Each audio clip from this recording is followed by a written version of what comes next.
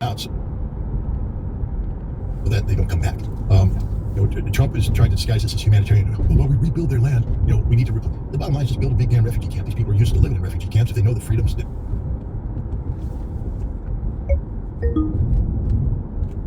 live in refugee camps for 5 more years if they have to, if the knowledge is that they'll get back to a rebuilt nation. But that one I think is going to be negotiable. That's just Trump's, that's him holding on to the final vestiges of his initial proposal, and also the Israeli requirement of depopulation. But it looks like they're moving to make Gaza part of an independent Palestine.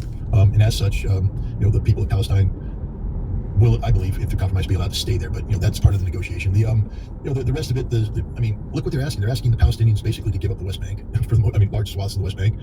Reform of the Palestinian Authority just means that they need somebody like Abbas who's less corrupt but more pro-Israel. It's a total capitulation on the part of Palestine. And I'm just like what I said earlier about the Iranians. It's not my place to tell the Palestinians what is acceptable to them or what isn't. But we have to respect that they have a right to say no if they don't like any of this. And I have yet to meet a Palestinian who would think anything about this deal other than getting Israel out of Gaza was good. But again, we come back to what I said about the president in Iran. This is a checkbook operation. This is Donald Trump's way of bringing it. Open up his checkbook. What do I have to write? What number do I have to put down on here to make all these problems that have haunted the region for decades go away? As if it was always only about money. Trump world right there. Apparently he thinks it's only about money. What's the solution to Ukraine? Big land deal. That mineral deal. Money. We're going to make money and everything's going to be great. No, Mr. President, it's a little bit more complicated than that. And Gaza, I think, is a hell of a lot more complicated, stupid extension of the Abrams Accord. There's another side of it too, and it's like the, France, Germany, the U.S., and whoever, von der Leyen, whoever will get together, and they'll negotiate a plan for the end of Ukraine. Oh yeah, well, all you got to do is this. Now let's take it to the Russians, and the Russians are like, you ain't negotiating a plan if we ain't in a room, right? It's the same kind of thing. Let's sit down. How many people, Palestinians or leadership is in a room? None. You know what I mean? The people who are genociding them, Netanyahu's people, I guarantee they're in the room. The people who are sitting on their butts doing nothing or being complicit in the Gulf states, they're in the room. Oh yeah, we'll throw in $30 billion. $30 billion. They got that, most of them laying under their sofa in change. That's pennies to them, right? So you're going to have the people who either turn their backs on them or kill them or sat over here and sent the weapons over to blow them to hell and say they all get a seat at the table to come up with a plan and then give it to the Palestinians and expect the Palestinians to sign it. Justice says you need to bring the Palestinians in, their leadership, have a discussion with reasonable people, bring in countries and representatives from countries that are considered neutral, maybe that both sides can agree this country's neutral. Or I was involved in lawsuits before where you would have a group of people that were going to be like on a little committee, and the plaintiff would say, I pick 2 people, the defense say, I pick 2 people, and then both of them together in a real one person. So you come up with a group of people that is, everybody's happy, we got a group of people to work on this, and then you have good representation, you come up with a plan. But that's business. They're offering Iran a plan. Hey, we've got a plan, Iran.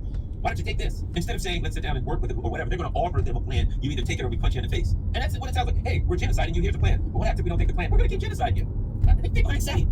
That's the point I wanted to bring up as well, Garland. This idea that, first of all, Hamas did not agree to this. This agreement is between Benjamin Netanyahu and Donald Trump. I'm pretty sure Hamas would not say yes to this. But the other Arab nations, why don't they say, okay, here's the thing. We will agree to a deal with you where the Palestinian people are not removed, where they get to stay in Gaza. But this whole idea of, well, we'll send them to other countries, because the reality is they're not going to be able to come back, and there isn't going to end up being a Palestinian state. I can just see this now, like down the road. They tell them to leave so that we can rebuild, and you'll get to come back when the rebuilding's done, and then they don't get to come back, and so there is no Palestinian state, and Israel takes over that land. Voluntarily, the ones who voluntarily they'll voluntarily relocate again, just like the people who are voluntarily relocating to El Salvador. You ain't coming back. This was written by a New Yorker who's used to going down to his in Florida while they're redoing in New York City. Hey, honey, we're gonna get a new roof and get a new floor. So why don't we just fly down to Florida and we'll hang out in Miami Beach for 4 months while the contractors come in and they fix up the New York apartment. That's who wrote this stupid. Yeah, we'll just get the Palestinians to go to their voluntarily go to their Florida condos while go to the Hamptons. Yeah, it's ignorance. But it was obvious. People didn't read this, you guys. Like on social media, people were like, "Yay, they reached a peace deal," but they didn't read the article. No. And even they did, Shabby, they don't understand this stuff. Half the problem of Gaza is that it's just theory to so many people, just numbers. We have the American people, gosh, I don't want to say this because I'm just going to I don't care anymore. American people who look like me, I don't want to say anything, but it's like the old Sesame Street song, one of these things is not like the other. Can you guess which one? All right, so you're not what I'm talking about, people. But people who look like me have a tendency not to give a rat's ass about people who don't look like me. We tend to not view their lives as being as important to us. You hear it all the time. They have lots of babies, as if it's just a number thing. You don't think that they who have the babies love their babies as much as we who have our babies?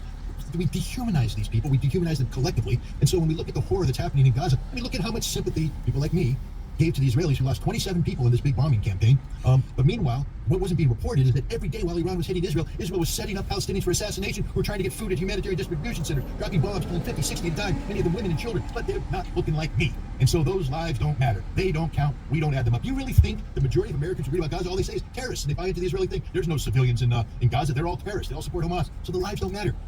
This is why I get so angry, and this is why I have to stop coming on shows like this, because I just get furious at my fellow citizens. Where is your freaking humanity? Where is your freaking humanity? Where is your common sense? Where are the things, the norms and values we are supposed to collectively stand for? Because at the moment you tolerate anything that's happening in Gaza, and you say, well, that's justifiable, you're the problem, not the solution. They can read it, but they're not going to understand it because they have dehumanized the Palestinians to the extent where those lives simply don't matter. They don't equate the suffering. If you told somebody that you would be displaced or your neighbor, they say, oh my God, you can't do that, the harm it does to me. Talk to a family that has to move. My parents were military. We moved all the time, and we moved in the middle of the school year. Do you know how hard it is to take your kids out of school in the middle of the school year, move them all around the world, and put them into another school? And I did that 7 times. Yeah, you know, yeah. Okay, but you know how disruptive it was. How for a family, it's tough, and yet we're asking these people to displace their. We don't care, but if God forbid that we had to be inconvenienced one time to be torn from our house and sent across, man, we just don't use our brains. We don't use our brains. These Palestinians are human beings. They care about the same things we care about. They care about life. They care about their families. They care about the future. And we have to start treating them as human beings. And once we recognize that, ask yourself, would we tolerate what we're asking of them to be asked of us? The answer is hell no. You know it. Go to North Carolina when the hurricane came through, where we sit there and say, let's depopulate all of North Carolina. People say, no, that's their homes. They need to rebuild. You have to help them. They need. Wait a minute. Why can we do that? Oh, I forgot, because the people in North Carolina look a lot like me. So, we treat them as human beings. But the people in Palestine, they're not humans. They're just statistics. It's crazy that in 2025 we even have to say that. We have to remind people that, like, no, they're human beings too. One more question for you guys. Good one here, Malcolm. Savvy, can you ask Scott, and we'll ask Garden as well, if he thinks Mossad could have been behind the bombing on Russia through Ukraine, and did it have the same markings as the ambush in Iran? Good question. No.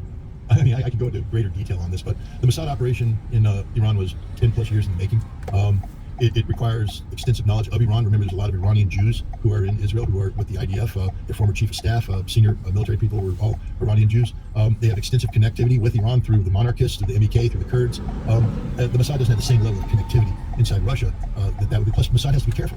People tend to forget. Vladimir Putin said something very interesting in St. Petersburg International Economic Forum. He said around 20% of Israel speaks Russian.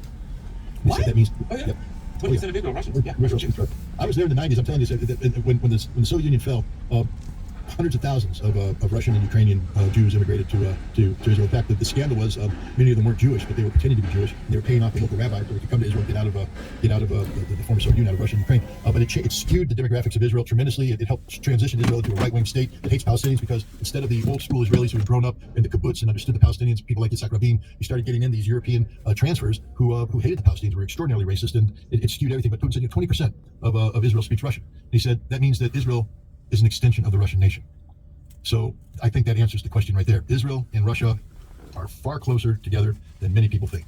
That's why Netanyahu is always calling Putin, always talking to Putin, and that's why Putin's always calling him and talking to him. And it might be one of the reasons why the Iranians are a little bit reticent about, going forward militarily with Russia. They made a decision maybe to pivot to China, because at the end of the day, Israel is an extension of the Russian nation. Just ask the Russian president.